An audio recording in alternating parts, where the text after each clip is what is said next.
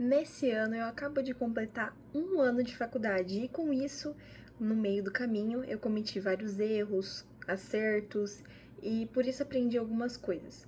Por isso aqui estão 9 erros que eu acabei cometendo nesse meu primeiro ano de faculdade. Então, vamos lá. Bom, o primeiro ponto que eu queria falar aqui é de desvalorizar pequenos tempos de estudo. Como assim?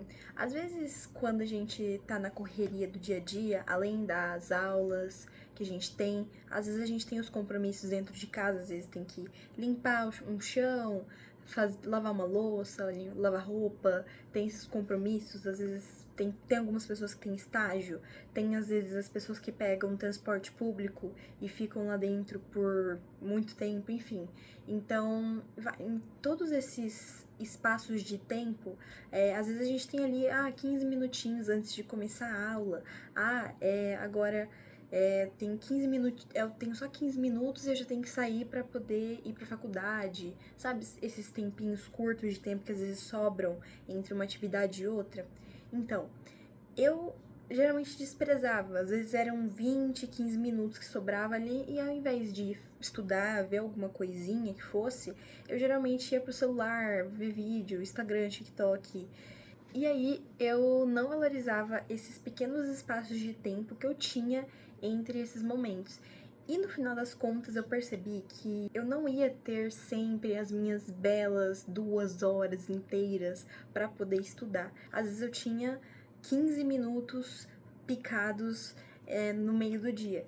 Pode ser muito pouco o que você faz em 15 minutos por conta, às vezes, da complexidade do conteúdo e tudo mais. Mas 15 minutos podem ser, sim, bastante úteis. Então, valorizem os pequenos espaços de tempo. Uma coisa que eu vou adotar é sempre ter em mente alguma coisa que eu posso dar uma olhada, dar uma lida. Então, isso é uma coisa que eu vou estimular no próximo ano. Inclusive, sobre esse ponto específico, eu tenho uma ideia que eu vou pedir ajuda de vocês no final do vídeo, então fiquem aí pra ver se você pode me ajudar sim ou não. O segundo ponto é deixar pra depois ao invés de fazer o que tem pra fazer na aula. Meu Deus, eu sou muito tipo de pessoa que fala, não tô entendendo direito, não tô a fim de entender agora, tô cansado, tô com sono. Enfim, a gente arruma mil desculpas, e aí muitas vezes eu deixava pra fazer coisas que eu poderia fazer na aula e eu deixava pra fazer depois. Claro, tinham algumas coisas específicas, como por exemplo, instalar algum programa, baixar alguma coisa que às vezes a gente precisa, mas em geral, quando é exercício, quando é entender algum conteúdo, sempre tente utilizar ao máximo possível as coisas na aula, o tempo da aula, porque ali você vai ter, né, a oportunidade de consultar com o professor. Às vezes a gente tem sim dias que está muito cansado e quando você está assim extremamente esgotado e você só quer abaixar sua cabeça e sei lá, cochilar um pouquinho, ok, mas identifica se não é preguiça, porque é muito importante usar esse tempo da aula para realmente estudar, porque com o tempo as coisas vão piorando, né? Questão de compromissos. Eu não faço estágio ainda, eu tenho apenas os compromissos de casa mesmo, mas eu sei, se eu já é um pouco corrido, de alguma maneira corrido assim, imagina com estágio. Então, dificilmente vai ter ali, como eu disse anteriormente, aquelas 2, 3 horas inteiras, lindas e maravilhosas, reservadas para você estudar. Então, o máximo que você puder aprender, na verdade, dentro da aula, você tem que fazer as coisas ali. E o terceiro ponto é deixar para estudar de última hora para a prova. Essa daí é uma questão muito, não muito, nossa, só de faculdade, não, porque na escola facilmente você também não deveria deixar para estudar de última hora. Mas o fato é que os conteúdos da escola, mesmo que eles mudem, tenham um certo grau de dificuldade que aumenta, eles são parecidos de alguma maneira ou de outra. Se você é uma pessoa que presta atenção na aula, que faz os exercícios na aula, talvez não estuda tanto em casa, mas faz as coisas quando tem que fazer na aula, e depois dá uma revisada antes, na maioria das vezes você vai bem, que era o meu caso. Na escola não tinha, assim, um hábito de estudar tão forte, tipo um hábito de estudo bem organizado. Eu acabava fazendo mais as coisas na aula e estudava tudo de última hora. E na faculdade, isso não é algo que dá pra você fazer, porque na maioria das vezes acaba sendo um mundo muito novo. Todos os conteúdos você não tem, tipo, uma base nenhuma daquilo ali. Você tá aprendendo, claro, não totalmente do zero.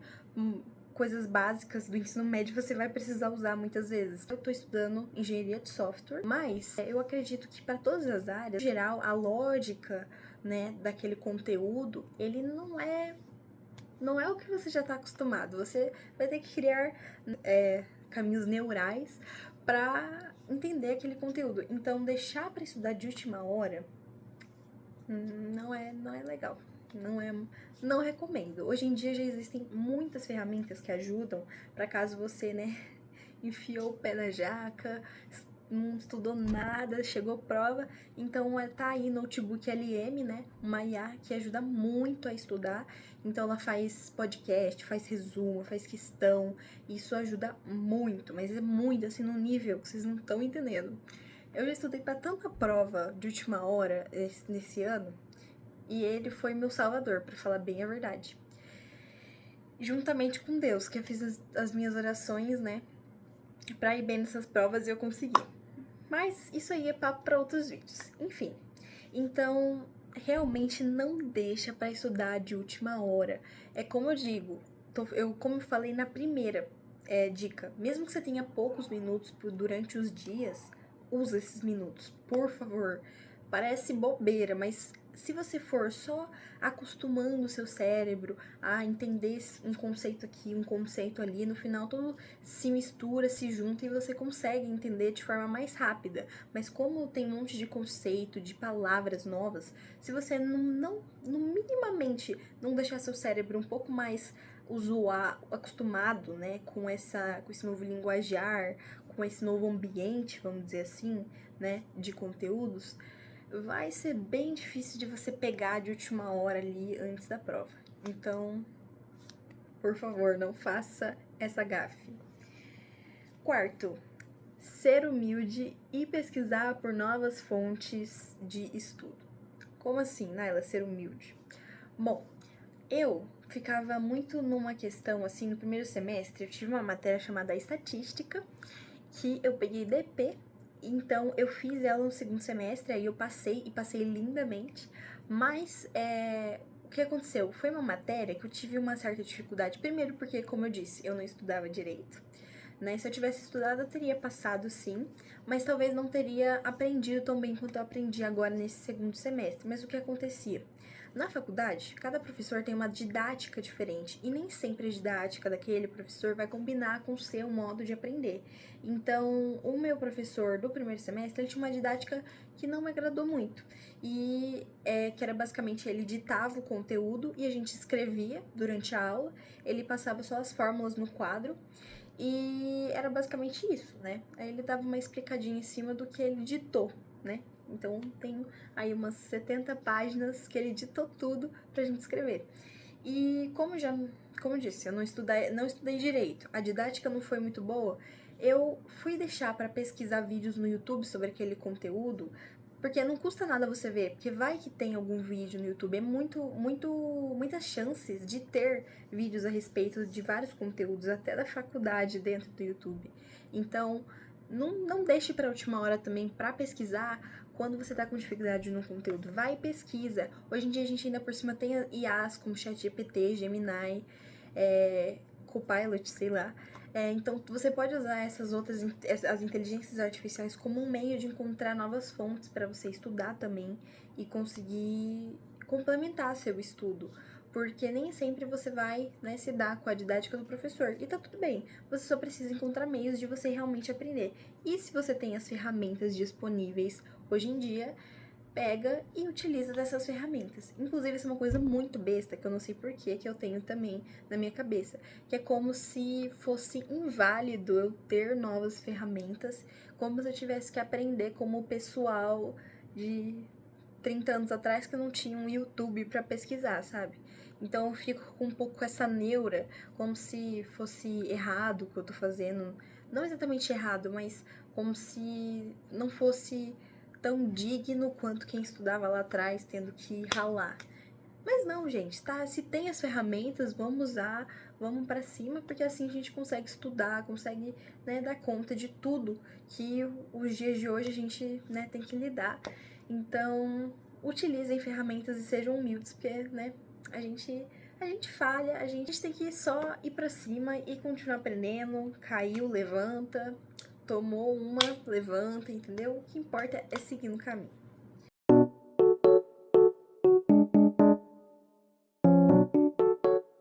Quinta dica, que é fazer estudos prévios antes da aula. Naila, como assim? Uma pausinha rapidinho aqui.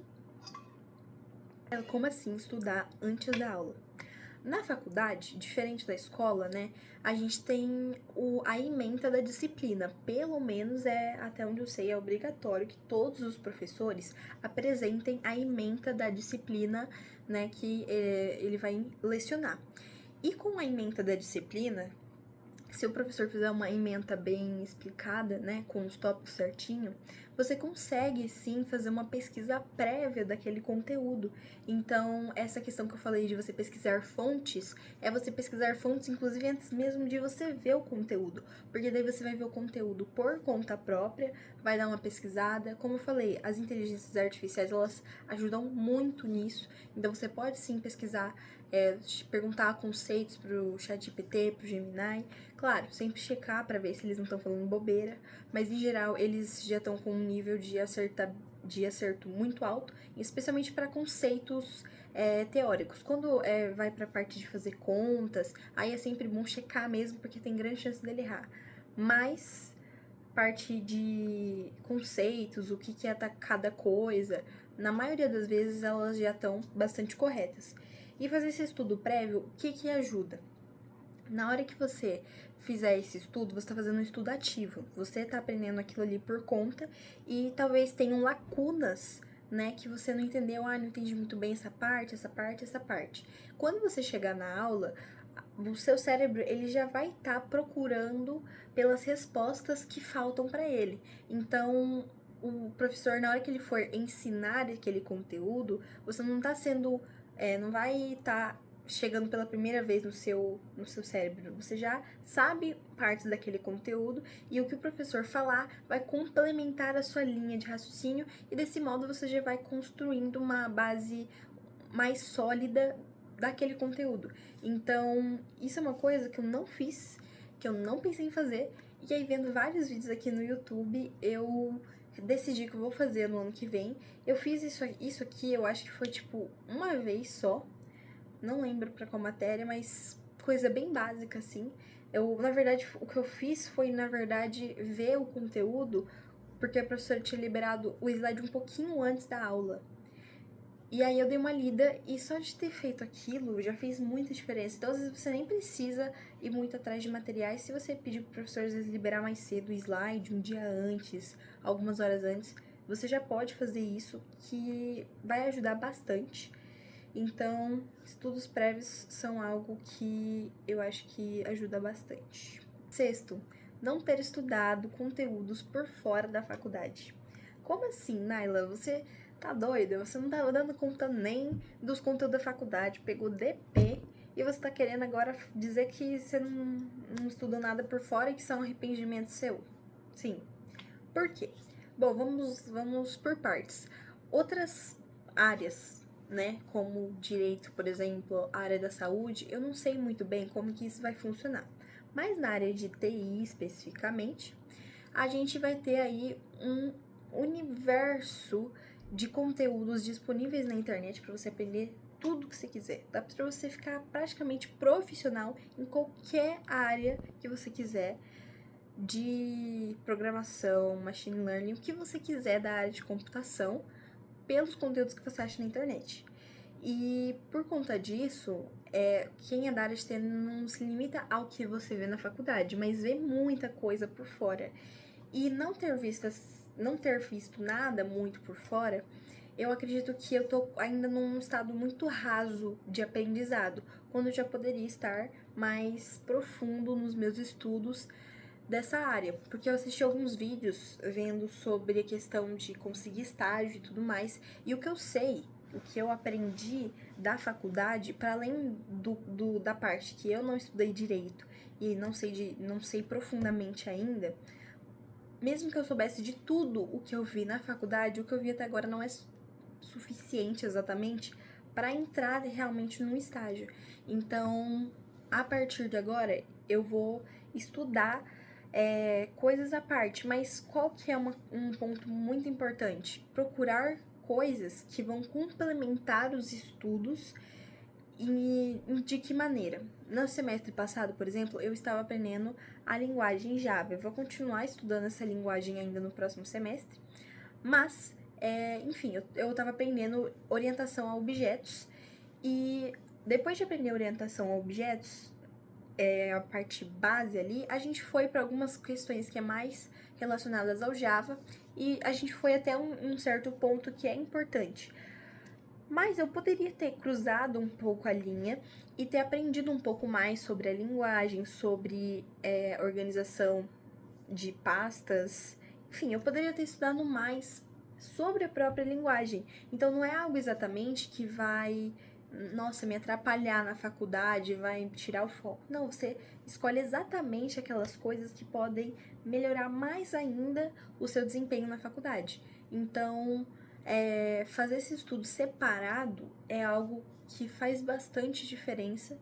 E eu acabei percebendo exatamente nessa matéria, porque quando a gente fez o trabalho além desse vídeo do YouTube que eu vi, quando a gente foi fazer o trabalho da disciplina, eu vi que como eu aprendi através desse trabalho. E aí, por conta disso, a gente já vai para o nosso próximo tópico, que é não ter feito tantos exercícios. A área de TI não tem jeito, é prática, você pode ler o quanto você quiser. Enquanto você não for fazer um código, quebrar a cabeça, cair num erro de compilação, um erro de indentação, se for no Python, um erro porque você bagunçou as chaves lá dentro da linguagem no C, por exemplo. Enquanto você não botar a mão na massa, você não vai aprender de verdade. É prática, não tem jeito. Você tem que fazer, até não aguentar mais fazer. Então, isso é uma coisa que eu me arrependo um pouco. No meu primeiro semestre, que eu ainda estava um pouco dispersa, eu não fiz tantos exercícios, eu não pratiquei tanto, e eu acho que isso, de alguma maneira, pode ter afetado um pouco no meu segundo semestre, com a parte de prática mesmo, de entender, ter um raciocínio mais claro de como chegar a um resultado. Porque é uma construção, né? Então, a gente tem a base e aí vai construindo as coisas em cima. Então, quanto mais forte for da sua base, quanto mais você fizer exercícios e estudar, melhor. Vamos para o nosso último tópico, que é perder tempo com perfeccionismos bestas. Naila do céu, como assim? Você fala umas coisas meio sem sentido, o que isso aí tem a ver? Isso é uma coisa que vai ser muito pessoal de cada pessoa, mas isso é algo com que eu lido comigo mesma. Eu sou muito o tipo de pessoa que procrastina de uma forma que é de alguma maneira inteligente, porque eu planejo, eu gosto de fazer um monte de coisa, planejo um monte, gasto mais tempo planejando do que fazendo de verdade.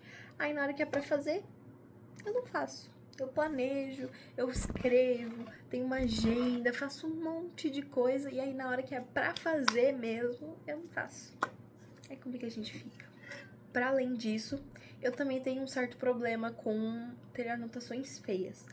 Anotações feias é uma coisa que é libertadora, porque se você consegue ter anotações feias e estudar por anotações feias, você gasta menos tempo com anotações bonitas. Então, e muitas vezes as anotações feias costumam ser mais práticas e mais úteis do que as anotações bonitas. Então, muitas vezes eu gastava tempo tentando deixar bonito, decorado, bem organizado. Organizado é importante, na verdade, mas que eu digo organizado, sei lá, tentando achar um padrão específico. Gente, sei lá, isso é uma coisa que aparece assim na minha cabeça e eu resolvo fazer. Então, não gastem tempo com essas coisas, evitem gastar tempo exagerado nisso e foque realmente em fazer exercício, em botar a mão na massa, porque é isso que no final das contas acaba importando para você ter um bom desempenho dentro da faculdade. Bom, então esses foram meus principais erros durante o meu primeiro ano de faculdade. Espero que tenham gostado e espero que vocês possam aprender a partir dos meus erros, relembrando que são erros particulares meus, que eu vivi e aprendi deles durante o meu primeiro ano de faculdade, e cada um vai enfrentar diferentes dificuldades de acordo com a sua vida e com o que escolheu como curso. Agora falando sobre aquela proposta que eu fiz lá no início do vídeo, você talvez utilize do Duolingo, aquele aplicativo em que você faz pequenas lições diárias para poder aprender um idioma. E se existisse um aplicativo que te deixa personalizar uma trilha de acordo com os conteúdos que você deseja, que não fosse limitado a idiomas? Como assim? Basicamente, a partir dos materiais que você tem, slides de professores, livros, até mesmo vídeos do YouTube, você conseguisse colocar todo esse material dentro do aplicativo e ele pudesse separar em pequenas lições diárias que você faria. Dessa maneira, você conseguiria pegar aqueles pequenos espaços de tempo que muitas vezes a gente acaba desperdiçando com redes sociais e outras coisas. Como é uma ideia que ainda nem existe, eu vou me limitar a essas primeiras funcionalidades de acordo com o que eu for criando. Mas o fato é que eu vou criar um Google Forms e através dele eu gostaria que vocês que estão assistindo esse vídeo pudessem ir lá responder. É uma pesquisa bem rapidinha, em geral você só vai precisar marcar X nas respostas e escrever é só se você quiser.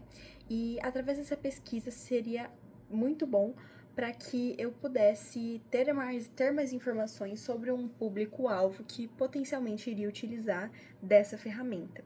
E aí, basicamente, eu vou abrir algumas perguntas e no final você pode dar sugestões sobre algo que você gostaria numa ferramenta de estudos.